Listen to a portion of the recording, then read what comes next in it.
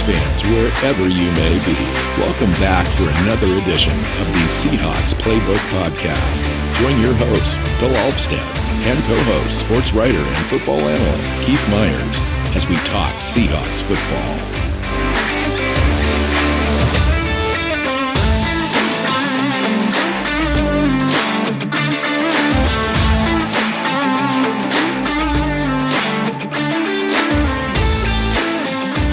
Hey Seahawks fans, welcome back to another edition of the Seahawks Playbook podcast. I'm your host, Phil Alvstad, sitting down with co-host Keith Myers. We've made it to the regular season. Keith, today we're previewing the first game of the season, the Denver Broncos visiting the Seattle Seahawks, Monday Night Football.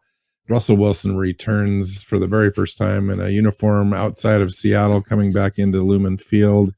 Might be one of the few times he actually returns and plays in this stadium. If the schedule kind of holds true. Denver, I don't think, would be scheduled to return to Lumen Field until 2029, I believe. Yeah, unless it ends up one of those where you have to play one of they finished the same record or the same position in the division than you were the third place and they were the third, and then you play each other.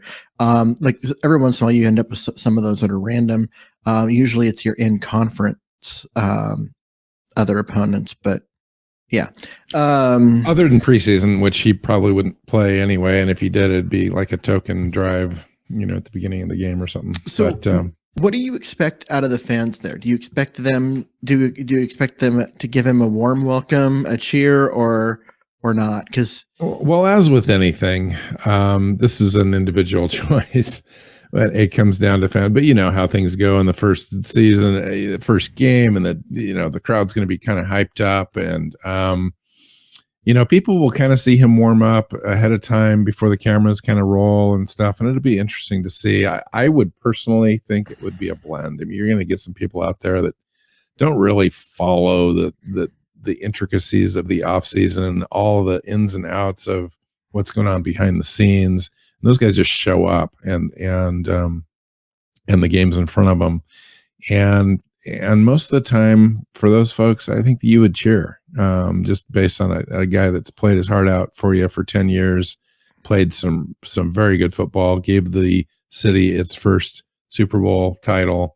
And then there's others that are kind of seem to want to gripe about whatever's going on in his personal life and off-field stuff and the squabbles they had maybe behind the scenes that are being brought out into the open now, and just kind of have a little axe to grind. And I'm not one of those. I mean, he's still one of my favorite players. I'm going to cheer for him when he's not facing the Seahawks. Now, after introductions, I mean, he's not going to be personally introduced on the field anyway.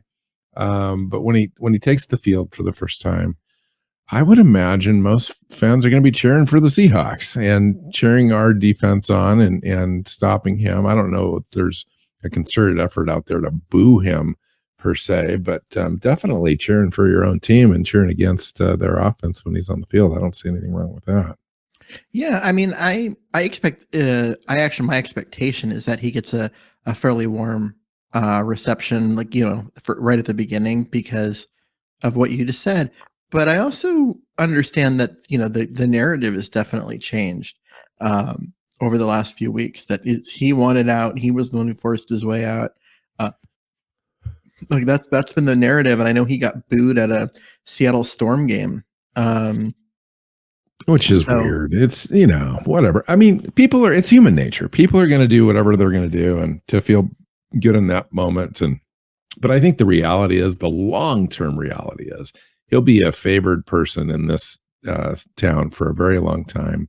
For the reasons I mentioned, he'll be going to the Hall of Fame in a gold jacket someday, and Seattle will be featured prominently in that.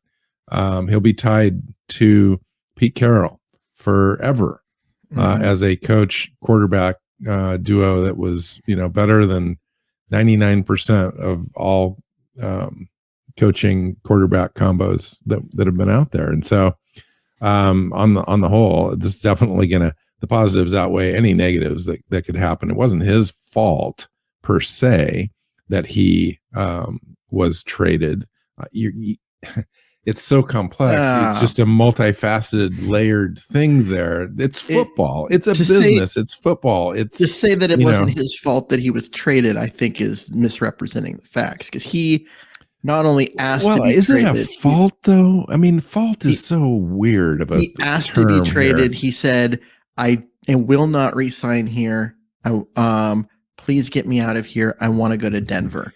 But it's not a personal thing here we're talking about. It's a business. It's you're talking about a franchise who wants to maximize their opportunities, and by trading a player at the pinnacle of his career for maximum return is John Schneider's job. So they're actively working on their end to make a trade. Wilson might be saying, I had some disagreements.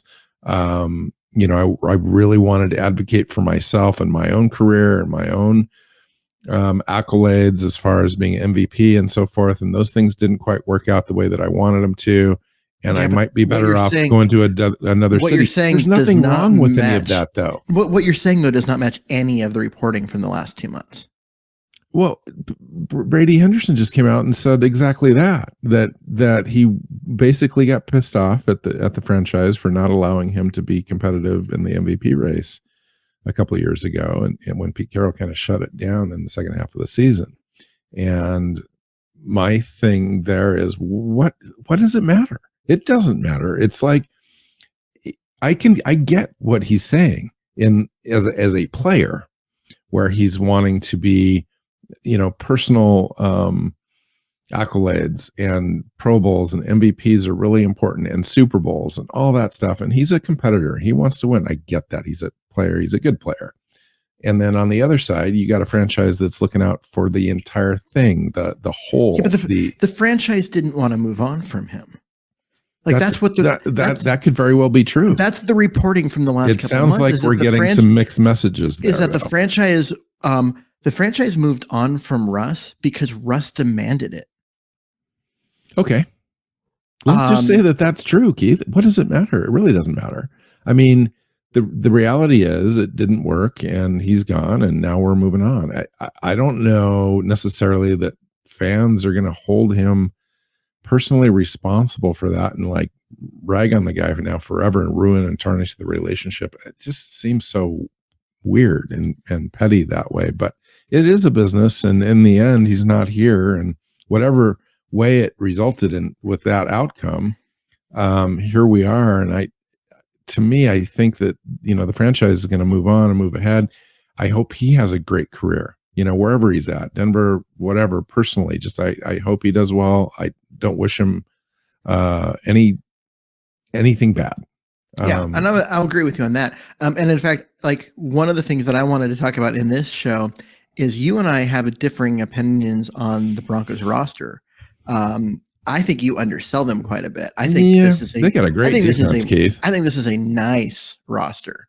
Like a really nice roster. Maybe not a Buffalo Bills roster, but a very, very nice roster. By underselling, if you mean that I think that they're going to finish fourth in the AFC West, yeah, they are. They have a really good roster, Keith. I don't disagree with you there. There's 3 other teams in that division that have a better roster than the Denver Broncos. See, and I don't agree with that. Like, I think Denver's roster is better than you're giving them credit for. Like they've got talent and depth all over. They've got a really good defense.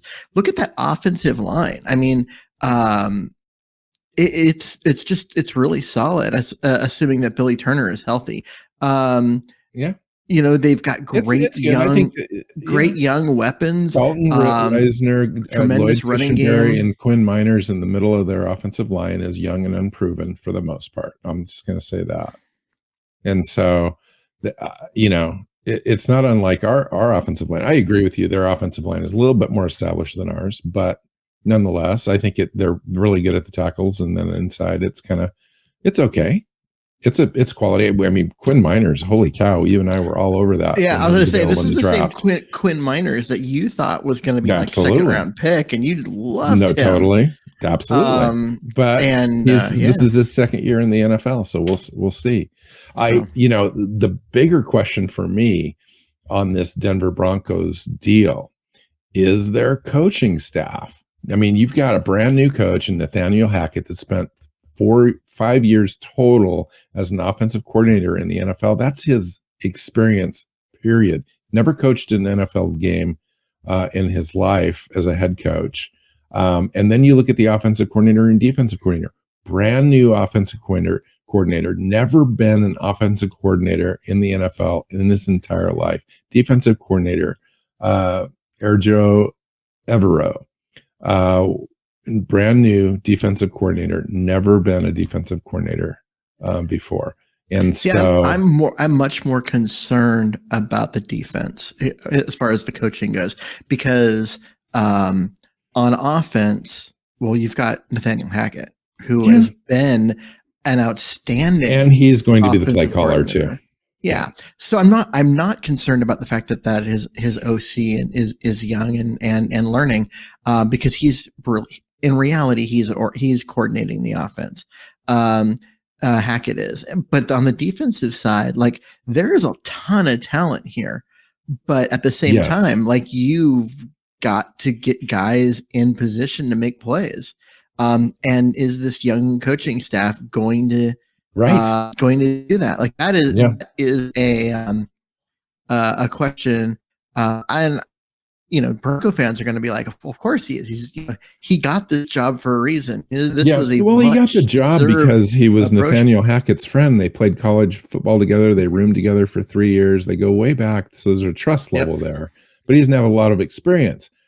It's a great opportunity for him. And what he's doing is he's basically said, okay, we've got Vic Fangio's 3-4 defense in there. We're not going to change anything. In fact, we're not going to change anything so much that I'm going to learn all of the play calls, all of the terminology that you used last year, and I'm not going to bring in any of my own stuff. That's how this is going. So he's kind of adapting his overall coaching thing to what they already had, which is great because they were third in the NFL last year in scoring allowed.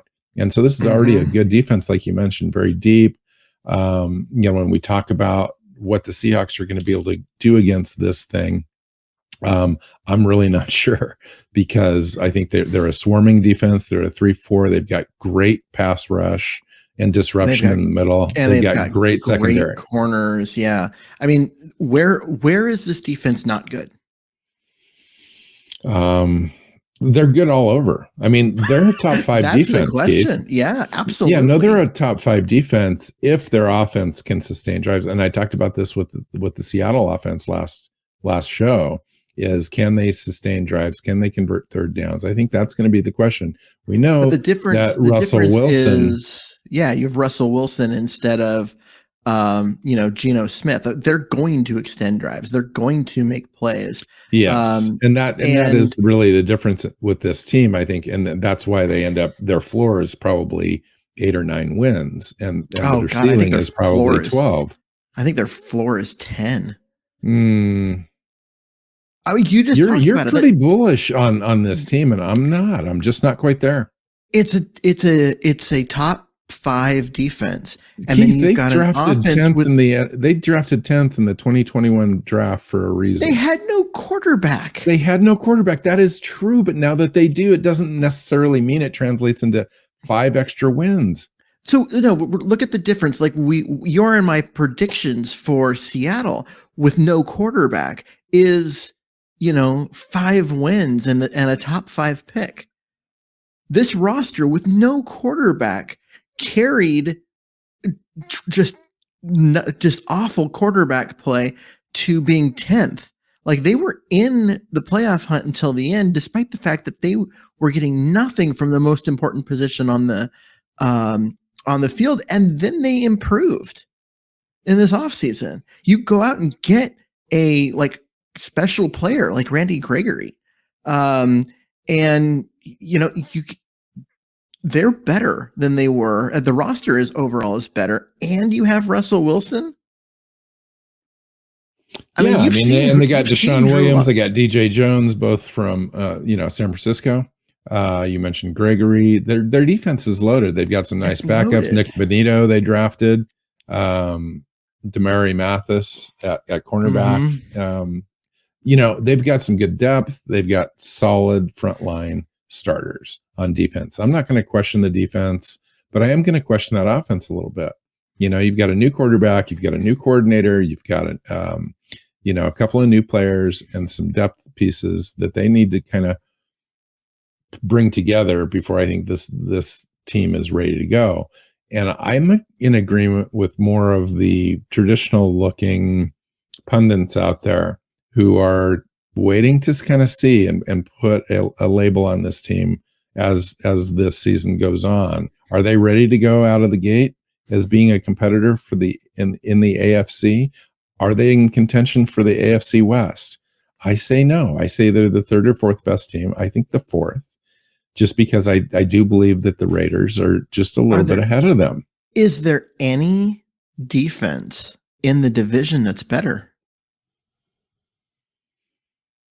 Kansas City is really looking good this year. And who could be better? The Chargers. The Chargers are a complete team, in my opinion. They are a complete team, and I'm not trying to argue, against that at all. I just this defense is, and we're going to have this conversation at the end of the show because we're going to do a little roundabout look at all the divisions in football and kind of predict this thing a little bit. This defense, to me, is the best defense in that division, and that's a division of 4 teams that are all Super Bowl contenders. In the best division in football, in the best conference in the league. Yeah. And they are this is the best defense of the 4, in my opinion. And you look at an offense that has Russell Wilson, and he makes everyone better. We've seen that in Seattle. He takes average players and makes them look good. He can elevate. Yeah. Elevate. He can take the terrible offensive line and have a decent offense with it because of his talent. And this isn't a terrible offensive line. I really like Garrett Bowles. I do too, but I will say this. It'll be very challenging for this offensive line to learn how to block for Russell Wilson. It's not like it's just going to be magic. And Russell didn't play a down in preseason. And so I believe that there will be some time that is necessary for these, and in fact, there was an article, an interview with Garrett Bowles that came out that said, listen, our biggest challenge right now is just to kind of figure out where Russell Wilson's going to be and what he's going to do, with the scripted plays, and figure out what we need to be able to do to sustain blocks for longer than we're used to. And that's a big thing. Well, luckily for Denver, they have an opponent in week 1, which is ready-made for them to work out some of these kinks. That is very true. Because that defense and Seattle's offense with no quarterback, Seattle's not scoring a lot of points in this game. Denver's offense doesn't have to do much to pick up a win here. What's interesting to me is you've got Vic Fangio's defense for Denver, and our offense is actually going to go against that now. And we've seen that we're basically running a Vic Fangio defense in Seattle. And so those guys have seen that in training camp throughout this summer. And so that'll help a little bit, just a little bit. But conversely, Denver's done the same thing. So advantage is kind of even there. But I think they'll be able to move the ball. I just don't think they're going to get a lot of shots down the field. And this could be a defense that confuses Geno Smith a little bit and creates turnovers based on that. Now, Geno takes care of the ball better than a lot of quarterbacks in the league, and he's going to be conservative inherently just because of the way that Pete wants to be able to dictate terms. But you're right. It could be a long day. It could be a long day where there's not much scoring on Seattle's part, and our defense conversely then gets worn down towards the third and fourth quarter. I expect Seattle's defense to surprise a lot of people, especially nationally. I think Seattle fans are starting to warm up to the idea that the weaknesses of this defense that we saw going into the year aren't weaknesses, and this defense has a chance to be pretty dang good. Who do you like? Who are you going to be watching in this game, Keith, as far as players on Seattle's side of the ball that you're really just going to kind of be looking for them to kind of establish themselves in week one? Oh, I want to see Darrell Taylor and Nwasu, who are the two guys that are going to start as the outside linebackers in this 3-4. I want to see what they do because they are both being positioned to have monster years. So I'm looking at that, and I'm looking at the cornerbacks because Tariq Woolen is just physically a beast, and he's gone from being a guy that we thought of as a year or two project to being a starter. And Kobe Bryant was, we thought we were watching him, in camp, and you were like, wow, this is the best cornerback on the roster. Or the best cornerback on the field because the two starters weren't playing. And he ends up as the starting nickel. And I'm like, between the two outside linebackers and the two outside corners, like, that was expected to be kind of a weakness in both those spots. And it's initially, not. yes. It really isn't. It's not a weakness. Or at least it doesn't appear to be based on everything we saw in camp and in the preseason. So yeah, that's what I'm looking forward to. I think Seattle's defense has a chance to be really good. I just know they're going to be on the field a lot. They're going to be on the field a lot, and they're going to be put in bad situations where it's like they're coming on the field, and the opposing team is only 30 yards away from the end zone. You know what I mean? Like they're going to be put in bad situations. They're going to be on the field a lot. They're going to be tired, and I don't know if Seattle has the depth to continue to play at that super high level. Over 4 quarters when your offense does nothing. Yeah, I agree with that. I agree with that wholeheartedly, in fact. So it'll be interesting. And time of possession is going to be interesting. Last year, it was fairly lopsided against Seattle. Teams were averaging holding the ball 35 minutes a game. Seattle had it for 25. It was kind of crazy. You just can't win in the NFL that way. Like, that's less of a difference than I remember. And I know. Well, I mean, it was bad in certain games, but that's kind of the average at the end of the year. I know. I'm just saying, like, my memory of last year is that opposing teams had it for 50 minutes and Seattle had it for 10, which I know is not true, but that's the way my brain works. Like, it was the defense could not get off the field. Yeah, and it was combined. Now, I think that's going to be a little better this year. I think the defense does get off the ball. I think they generate turnovers at a higher rate than they did last year. But they're going to get off the field on third down. They're going to get off the field on third down more because they were a terrible third down defense for most of the year. That's a very interesting stat line that I think I'll be watching this year because Ken Norton's defense and Pete Carroll's, they ran that same thing out over and over again. They didn't disguise it. The bend and don't break philosophy. They just gave up so many conversions and so many, even long conversions, third and long, they would give up. And so it'll be interesting to see if the aggression that we're hearing about makes a difference. They did. They bent and broke last year. And we're talking about a lot of the same players, and it was a defense that didn't work last year, and we're expecting it to this year. Yeah, because we're expecting the coaching to be competent, and Ken Norton wasn't. And from what we've seen, yeah, like you're saying, they're going to be aggressive. They're going to attack. You're going to see more blitzing, more putting pressure on them, going for turnovers. You're going to see, they've replaced guys that don't have ball skills with some ball hawkish kind of guys. Right. I expect this to be a much more fun and just overall good defense. And they added a bunch of talent. I mean, Nwasu, all the draft picks, Quentin Jefferson and Shelby Harris on the line. Like, there's a lot of talent here. And I think that nationally, the pundits they're looking over Seattle's defense and not seeing all the stuff that's there. Yeah. They see Bobby Wagner's not, and they go, and they just pass on it and say, wow, this whole roster is bad. And it's not. The roster is actually pretty dang good, but the quarterback play is going to be the worst in the NFL.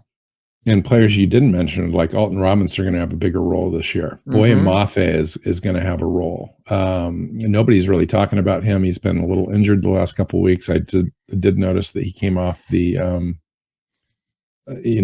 on the injury report, he was listed as having a shoulder, but limited on Thursday, but full go on Friday. So he's going to be green lighted in this game. Sidney Jones had a concussion, was limited on Thursday's full practice on Friday. Ryan Neal's back full. Gabe Jackson's back. Jake Curran's back. Damian Lewis is still limited with his knee. Not sure about Damian Lewis in this game on the offensive side. Was it a knee or is it I thought it was for him. It was an ankle. On the injury report, it says knee/ankle. Okay, because it was. So maybe he's got a couple of things going. Yep, it was the ankle sprain that was like not. It was a high ankle sprain, but not a high ankle sprain. And at one point, when it happened, we were worried it was broken and all of that. Like I kind of don't expect him to play in this game, and I'm curious who the starting offensive line and who gets the start at guard. Who do you think, Bill? Wow. Jake Curran kind of deserves it if they view him as a legitimate left guard or right guard, and you move Gabe over for a game or whatever. But he should have a shot, and Phil Haynes, obviously, I think is Pete Carroll earlier came out and said that they've got 3 starting offensive guards on this team, and he included Phil Haynes in that. So wouldn't surprise me if they start Phil Haynes and keep Jake Curran as the guy that they that dresses but stays in reserve. See, and that's what I'm expecting is if this had been at right guard, I kind of expected Jake Curran to go in because that's where he got his playing time in the preseason, was at right tackle and then right guard. At left guard, you're talking about now you're moving multiple pieces in order to get him on the field, where you can just stick Haynes in for Lewis and go and so you're only moving one piece. And so I'm expecting it to be Lewis. I expected it to be Haynes in for Lewis. But it's still an interesting thing to watch because the offensive line has depth that we're not used to. Yeah. They've got a couple of additional pieces this year that they've just not had. And that's really nice to have. And the only thing they're really thin on the offensive line is at center. If Blythe goes down, there's nothing. This is nothing behind him. So a couple other injuries that I wanted to talk about. I had mentioned Alton Robinson before. He hasn't practiced the last couple of days with a knee. That'll have to be something to monitor. Artie Burns hasn't yet completely recovered from a groin, did not practice Thursday or Friday. That really probably means that the team had listed Mike Jackson as the number 1 starting corner opposite Tariq Woolen. So I expect him to get the start or plenty of play. And then Tyler Ott has a shoulder injury and did not practice Thursday and Friday. The team signed a practice squad long snapper in Carson Tinker the other day and waived a player to make that happen. And so that'll be an interesting thing to watch. Yeah, where Tyler Ott's been perfect for 4 years, and all of a sudden he really has. Yeah, we'll see. Now you've got Tinker. I thought we weren't allowed to talk about Tyler Ott because he's a long snapper. And this is one of those times where he's not practicing, and they signed a guy, so we're going to see. Ken Walker's also out this game. Yeah. Who was the guy that Ott replaced? Was it Freeze? Was that the last name? You are good. Who just was. He was really awful. He was not good, and they kept running him out there, running him out times. Well, yeah, we mentioned his name because he wasn't getting the just ball. Like that kicker from Minnesota, Walsh. Blair Walsh, man. Blair Walsh. We don't want to mention these guys' names anymore, and Freeze. John Freeze was the quarterback. That was the quarterback back in the John Kitna days. Yeah. Honestly, I don't know. Whatever. It doesn't matter. I'm just saying that when they made the switch and they finally got rid of Freeze and they brought Ott back, the difference was noticeable in special teams. Right. And we never had to mention the long snapper position again. Yeah, it was instantly better. And and we've kind of made it a thing, like, because he doesn't make mistakes the same way that Freeze did. We don't need to mention him, and therefore we're going to try our best not to. But here we are talking about him because he's hurt, and because hopefully this is the last time. Yep. So I don't want to mention his name for the rest of the year because I want him to be healthy. I want him on the field, and I want him to be as good as he has been his entire time in Seattle. All right. That's what I'm looking for.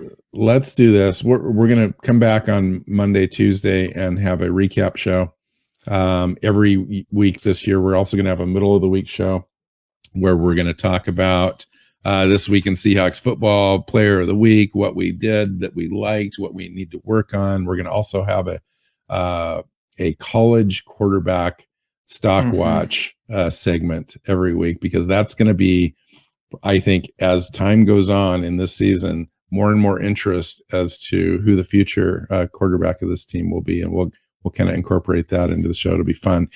So with all that said, it's time for predictions on this game.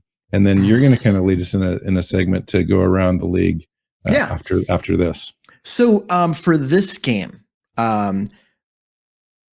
sorry, my fellow Seahawk fans, I don't see this going well for Seattle. I see this being bad and getting worse. And I'm looking at Seattle losing this game like 31-10. Which before you go, oh God, that's terrible. The Rams lost by that same score.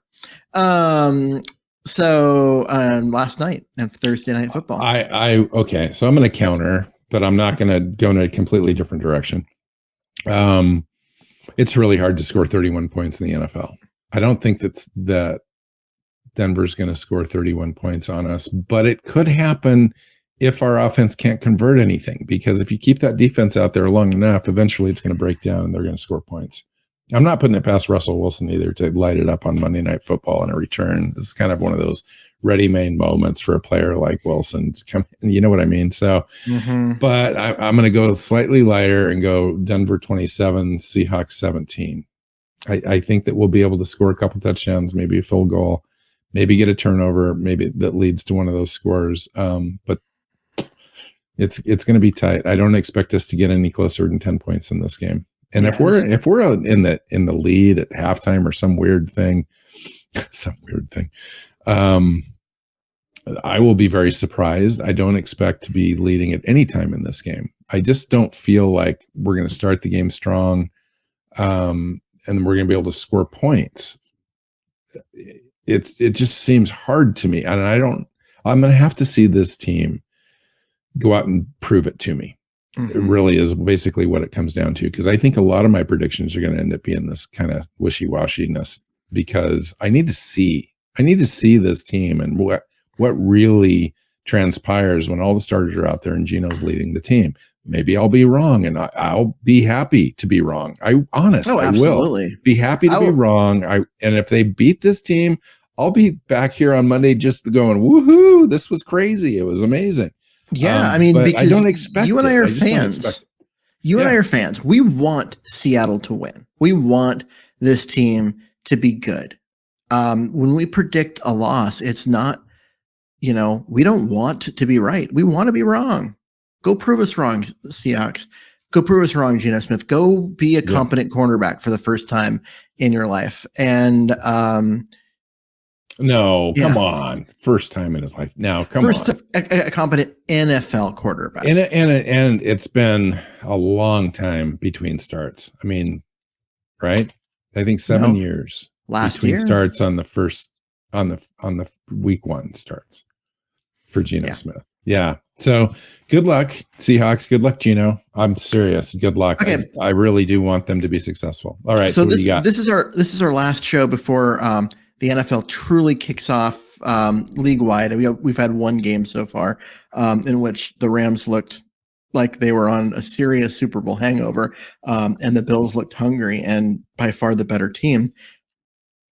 I don't expect that to persist, as far as I don't expect the Rams to be that bad going forward. But other than that one game, the NFL is before us. This is our last show before those games start. So I want us to go in and kind of make some predictions. Who do we think is going to win each division? And then at the end, we'll pick the Super Bowl representative from each conference, and who we think is going to win. So I want to start with the AFC, just because I think it's more compelling and more fun. So the AFC East, who do you have? Well, it's this one's easy. This is about as easy as it gets, and it's Buffalo over probably New England. Miami's right there, but I don't expect a lot from Miami this year. I expect New England to be about where they were last year, but Buffalo is the clear winner of this division, if not the entire AFC. We'll talk about that. Talent-wise, it's Buffalo, a massive gap. And then New England, Miami, and the Jets. The Jets are actually going to be better than I think some people think. And by better, I mean they're not going to win 3 games; they're going to win 6. I hope it's true. I have an issue with Wilson. I think they might want a quarterback next year. If they win 6 games, I think they're going to be ahead of Seattle, and Seattle's in a better spot. So I agree with you there. Okay, AFC North, Keith. So the AFC North actually is a rather competitive division. Very. It would be much more competitive if Cleveland had their quarterback all season, regardless of what you think of him as a human being. We know he can play football. And without him, it really comes down to 2 teams. And since he was the Super Bowl team from the AFC last year, knowing that they were going into this year with a ton of cap space and could fix the holes in the roster, and they did just that.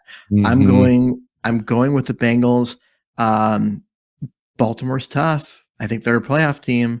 They're going to be a hard out when they get there. But I can't pick against the Bengals right now. Yeah, Joe Burrow, was just a man on fire second half of last year. I expect that to continue. Jamar Chase, they added some key pieces on defense. I've got Cincinnati up there, but Baltimore, Lamar Jackson just decided, and the team decided to move on away from contract talks. It looks like he could possibly be a free agent if they don't franchise tag or do something, crazy. I'm sure they will. Yeah. But he may end up getting traded out of that situation. So he has a lot to prove this season. We'll see if he comes back from injury and they can put it all together. But I do have Cincinnati. Getting to the Super Bowl and not winning it, I think gives that team the added incentive plus the added players that they they improved their offensive line and defense. I have Cincinnati in the AFC North. All right, so let's look down at the AFC South. Who do you got down there?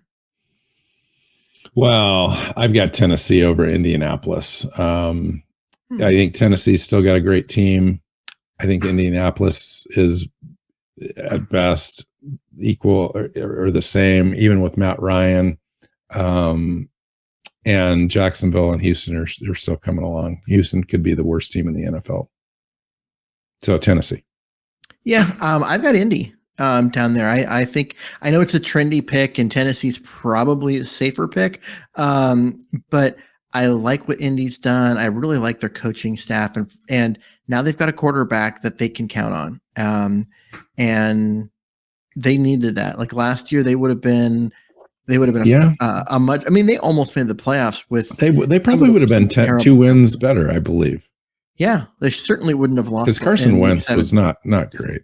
Oh, he was bad, and and not only was he bad, he was absolutely terrible in that Week 17 game against Jacksonville that they had no business losing. But he simply just played his way out of Indy with one of the worst games that you'll see.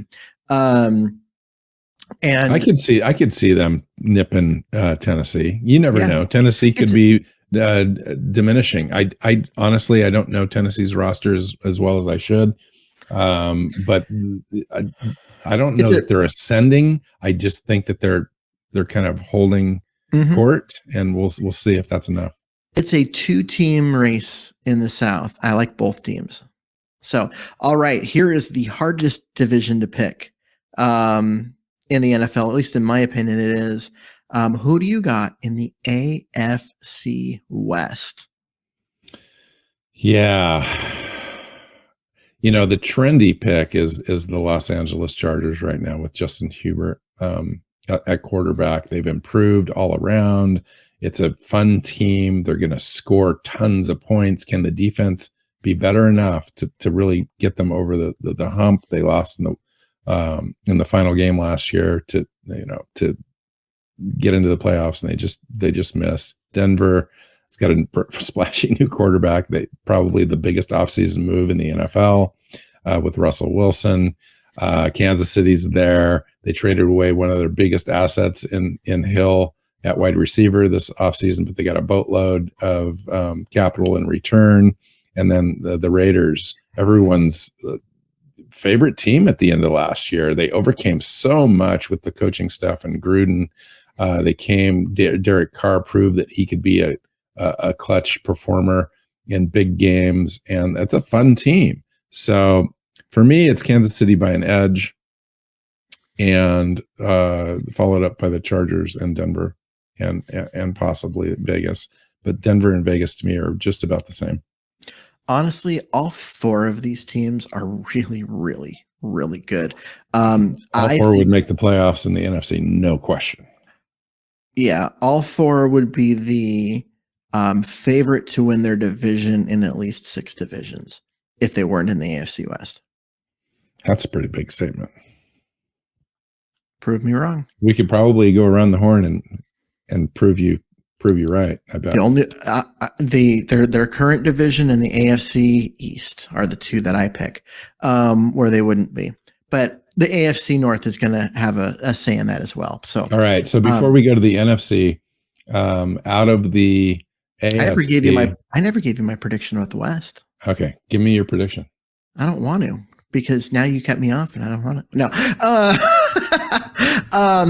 I am going to join everybody that with the trendy pick and pick the Chargers. I think they were really, really good on offense. I think they're going to be better this year. And they were one of the worst defenses in the entire NFL last year. And they added so much talent at all 3 levels that I expect their defense to be pretty dang good. And I just expect them to come out and win it. Wow. And that's such a hard division. I mean, they got to go through a gauntlet of their own division. And honestly, I think second place is Denver. I'm picking Kansas City to finish 3rd and still make the playoffs with like 11 wins. So 3rd at 11 wins. Yeah. Isn't that crazy? Okay, so let me ask you this. Who are your 2 teams that you would have in the AFC Championship game? My AFC Championship or game. If you want, you can talk about the 7 playoff teams to get there. Well, my AFC Championship game is going to be Buffalo and Cincinnati. Maybe Buffalo and the Chargers. It's Buffalo, and my Super Bowl team coming out of the AFC is Buffalo. I just honestly don't see them stumbling. They're too good. I agree with you. There's not much more to say, but I will say this. My team going up against Buffalo is Kansas City in a rematch of the AFC Championship game, and Buffalo gets its payback and ends up into not the AFC Championship game, but you know what I mean, the division game. I just don't know that Cincinnati is ready to repeat. Now, if they're mentally, I could be completely wrong. They could be just mentally ready to go. And if they are, they're a very competitive team and they could get back there. But it's hard to get back there. But I think Buffalo's hungry and talented. So they're my representatives out of the AFC as well. All right, so let's move over to the NFC. Let's start with the East. In one of the least interesting divisions in the NFL. I don't know if it's least interesting. I like it. Really? Yeah. I think Philadelphia, is come on so strong and quick with a terrible teams roster in the division turnaround. And 2 mediocre teams. So, well, I think Philadelphia is more than mediocre. I think Philadelphia is actually a contender in the NFC this year. Jalen Hurts has been really a good quality starter. And then their entire roster has been really well developed and turned around there in Philadelphia. They've got a lot of nice pieces and they're ready to go. So that's the team to watch, kind of a little wild card team out there to watch this year. Dallas is diminishing to me. So I've got Philadelphia in this division, actually. Yes, I have Philadelphia as well. They have a really nice roster and a quarterback that doesn't throw the ball well. he is a good leader. He runs the ball well. He runs that offense. That is a running offense. It's a college offense, but he doesn't throw the ball. They're gonna struggle to win close games because you put the ball in his hands with 3 minutes left, and they need a touchdown, and he's not the thrower that other quarterbacks are. That's why I don't think they go very far in the playoffs. But I do think they win that division because the rest of the division is so bad. The Giants, I think the Giants are probably the worst team in the NFL right now, and the Commanders are not much better. Agreed. How about the North, Keith? So the North, to me, like at this point, how do you not pick the Packers? Oddly, I noticed today that the majority of the bets coming from Vegas are on the Lions. Like 51% of the bets for winning that division have been on Detroit, and I don't see it. I don't get it. I love Dan Campbell. I think he's a fantastic coach, but you still got Jared Goff, and you still got roster deficiencies all over the place. They make a big step forward. Mm-hmm. I don't think they're the doormat of the NFL anymore. I think they could get to even 9 wins. I really do. But Green Bay is going to be 11 or 12. Yeah, maybe even 13. I mean, in that bad of a division, in a bad NFC overall, I think Green Bay is some of the cream of the crop. Yeah, and they could get to 13 wins, no problem. Yeah, they have a fairly easy schedule because they get to play their own division twice, and it's not really that tough of a thing for them to go do. And I honestly, what do you think of Minnesota? Minnesota is perpetually that team that is right at the border between being a wild card team or being out of the playoffs. I don't see them actually improving. They're going to be right there, either just in or just out, and are very quickly out in the playoffs if they do make it.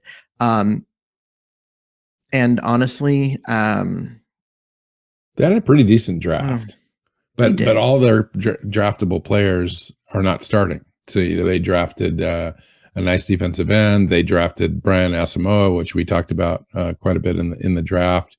Lewis Sign, the safety, Andrew Booth Jr. at corner.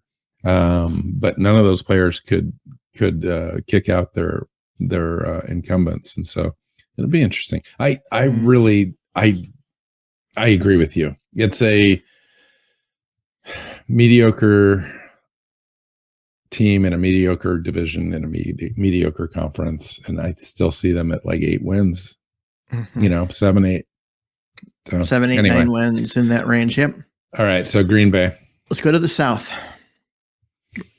What do you got in the South? Well, it's Tampa Bay by default, almost. I think Tampa Bay is, well coached, ready to come back. New Orleans is going to be there if Winston can stay healthy. But other than that, their offensive roster is okay. Their defense is really nice, makes a lot of plays, is aggressive, generates turnovers, puts their offense in a position to be successful. And sometimes they will be, and sometimes they won't. So it's a low scoring team, but a good team. But Tampa Bay is just the cream of the crop there still. Carolina and Atlanta have a long ways to go. And I don't actually agree. I'm going with New Orleans in the South. I think that Tampa Bay lost a lot this offseason. And what they lost most of all was a coach. I mean, they were well coached when it was Bruce Arians, as much as I don't like Bruce Arians, and the fact that he's the color of my shirt currently, bright red, during games. But it's true. Todd Bowles, we've seen him as a head coach. It wasn't good. It wasn't pretty. He was in over his head. I think he's going to be in over his head again. And then there's all these reports recently that Tom Brady's just not engaged. He's not dialed in like he was in the past. He's like here because he decided he wanted to be, but then there's stuff going on at home, and now so he's super distracted, and he's just like, yeah, whatever, we'll worry about it when the season gets here. And he's 84 years old now. Who's coaching the defense on the for the Saints? One of your favorite coaches. Is it Chris Richard? It is. Yeah, that's part of. I knew I liked that team. No, Chris Richard is. Like I said, he's a great teacher. Is he a great coordinator? No, he's not great. He's good. He's not. He shares the role there. Yeah. Actually, but he is a fantastic teacher of players, and I like him. And honestly, I like that roster, just up and down the roster. The concern is going to be Jameis Winston and his ability to turn the ball over. But if you look last year until his injury, he wasn't the turnover machine he was in Tampa. And they're not going to ask him to do a lot. He doesn't need to do much. I think he can go through and lead them to a game. And I think with Tampa taking a step back, New Orleans is primed to take over that division. Yeah, we're going to see. We'll see. Mm-hmm. We'll see. Okay, one more division. All right, Arizona, Los Angeles, San Francisco, Seattle. We're very familiar with this division. Keith, who do you got? My opinion of this division changes about every 15 minutes. It's definitely diminished from last year, but I think that San Francisco is probably the team. They have the best roster. There's so many questions at quarterback, but I think Shanahan's going to have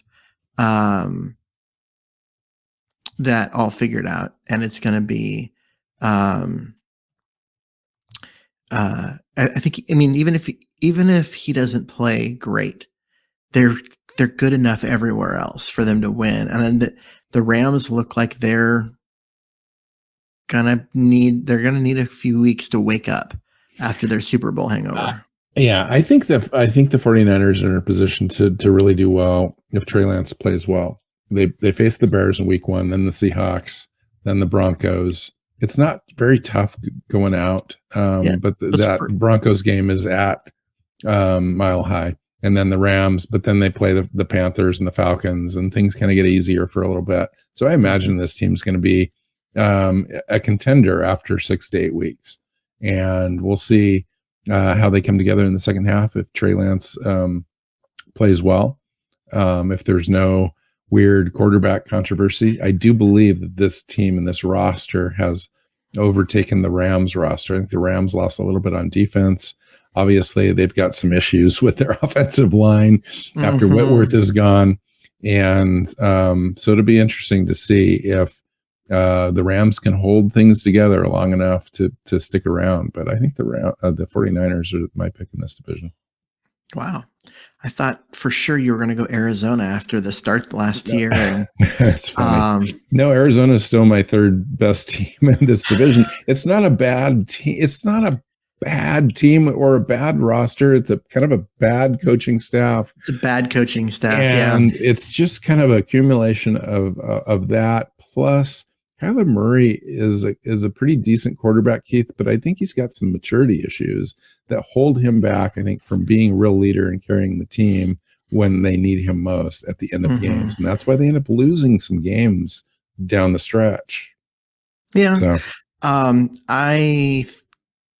I don't have any problems with what he does physically as a quarterback. He is a young Russell Wilson who runs around and pisses off defenses because they think they've got a sack 3 times and he gets away from them all 3 times in the same play and then throws it deep for a long score. He is fun. He's exciting and he's very, very talented. I like Kyler Murray. I do too, all of those things. And I like large portions of their roster, but I think they don't have people for Kyler Murray to throw it to anymore, at least until Nuke Hopkins gets back from his suspension. And I honestly don't believe in that coaching staff. That might be the worst coaching staff in the NFL. They did trade for Marquise Brown. I do have to mention that. They've got AJ Green. Rondell Moore, however, was injured. Looks like he's going to be out 4 to 6 weeks, which is not good for them. And then they would need to be reliant upon Zach Ernst and Max Williams. Trey McBride, though, is there, came on. He might have a larger role now. But yeah, you've got a 72-year-old AJ Green and a 73-year-old Zach Ertz as your 2 best weapons. And that's just not, that's not a way to take care of your young quarterback. Very true. All right. So now let's get to the NFC overall. Who's your representative out of the NFC to go to the Super Bowl, Keith? Out of the NFC to go to the Super Bowl, honestly, this is a hard pick because I just look at the AFC and like, God, there's so many of those teams that if they were in the NFC, they'd be my pick. But I'm going to go with the Packers. I think they've got an easy road to the number 1 overall seed. That's going to help them, get through the playoffs and into the Super Bowl. And in that they get the honor of losing to Buffalo by 3 scores.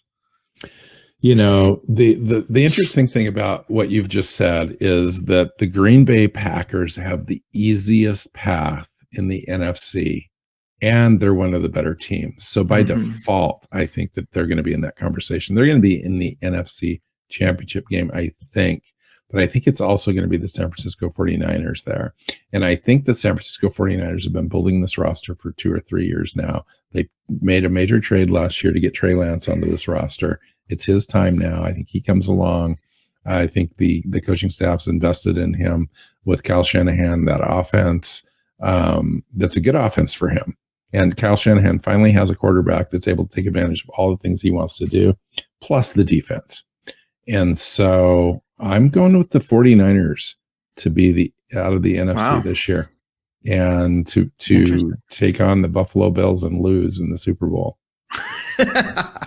Super Bowl, yeah. So we each have we have a we differ on which team is going to lose to Buffalo in the Super Bowl. Yes. Right. Yeah. So Buffalo Bills are definitely my team this year. And it just kind of be cool to see if they could actually win a Super Bowl as opposed to losing the last 3 that they were in with Jim Kelly, or was it 4? 4 in a row. 4 in a row. Wow. 4 Super Bowls in a row. I will say this. I was watching that game last night against the Rams, and they felt like last year was their 2012 Seahawks year, where the roster was really nice, but they just came up short. It's not arrogant per se. It's just confident. Yeah, it's like very confident team. It really comes. That team comes off like the 2013 Seattle teams. It's just the top to bottom. That roster is just better than everybody else, and Josh Allen's playing great football. Yeah. Man. I mean, those completions in a row, I mean, and some of them were dump offs and stuff, but there was a few to Diggs that were just outstanding. And his timing and his ability to escape and create plays. And, he's not looking to run per se, but if he needs to run, he's also very talented doing that. Physical, bigger guy that can move the chains. I think he's one of the most hit quarterbacks in the league, so they need to be careful with him. But he's huge. He's he's like 240 pounds, isn't he? Yeah, he's like 6'4", 240. He's a linebacker. He outweighs some of the people trying to tackle him, and that's why people bounce off him. He's hard to get down for those sacks. He's so how right big was that Von Miller signing midway through free agency for them? Just to kind of give them that little. I don't think it was that big because I don't think they needed him. Now they've got him. That's like depth that they didn't need. It's like star power, but that defense was damn good before they signed him. Yeah. And their depth pieces are like Terrell Bernard and Kareem Aleem, the corner out of the draft. Aleem was one of the best cover corners in all of college football, and he's not even starting. AJ Epinesa, the really high end pass rusher from a couple drafts ago. These are all guys that aren't even starting, that are just rotation pieces. So it's a fun roster. It's a fun roster for sure, and they've got depth at wide receiver. I miss when Seattle had that kind of roster. Yeah. Yeah, it's built to win, and it's built to win right now. Now, I don't know what it looks like in a couple of years. I haven't looked at their, their cash flow and all that stuff. But good team now, and they're definitely my pick. I mean, it's not the sexy pick. This is the if you know anything about football pick, because it's really hard to go any other direction. So, anywho, cool. So yeah, since we've been talking about everybody else, any change of thoughts on this Denver-Seattle game, Keith, before we get out of here? None. I'm sorry. And this game was kind of cemented. This has been kind of the pick for a while. It is what it is. Yep. The NFL wants to give Russell Wilson this moment, coming back and facing his former team, beating up on him. Coach. Yep, going back, beating up on him, showing that he's still the guy and that Seattle is not the team anymore. Doesn't know what they're doing, etc. And fine. And we're going to sit back this year and we're going to watch some young players develop that have really, really high ceilings. And this team, once they get themselves a quarterback in the next draft, is going to be back very quickly. I'm actually glad that this game is the first game. Just get it done, get it out of the way, and then move on. The story doesn't have to be the story anymore, and we can focus on Seattle, which we are. But yeah, this adds a little element. I think it'll be a fun game. I think it'll be fun to have this little extra thing, and I think hopefully Seattle stays in it for the long haul. Hopefully they pull it out. They pull this thing out. It's just going to be bedlam, and it'll be great, and it'll be fun. So, I mean, that's what it's all about, and I'm hopeful for that. It'll be a good game, I think, nonetheless. We have to go through an entire weekend and wait for it on Monday night, so lots of other games to watch. But we'll be back here on Tuesday, though, to have a show. We'll talk about the game, go through all the stats. We'll go through all the players that are winners, some of the losers, and we'll look forward to the next week, to the next one. So, till then, find Keith on Twitter at Myers NFL. You can find me at NW Seahawk. The show's at Hawks Playbook. SeahawksPlaybook.com is the website. You can find us on your favorite podcast platform and YouTube. Make sure you hit the subscribe button and share it. So until next time, go Hawks. Go Hawks. Seahawks Playbook podcast listeners, thanks for joining us for another edition of the show. You can find us on Twitter. Bill is at NW Seahawk. Keith is at Myers NFL. And the show is at Hawks Playbook. You can listen and subscribe to the show at SeahawksPlaybook.com.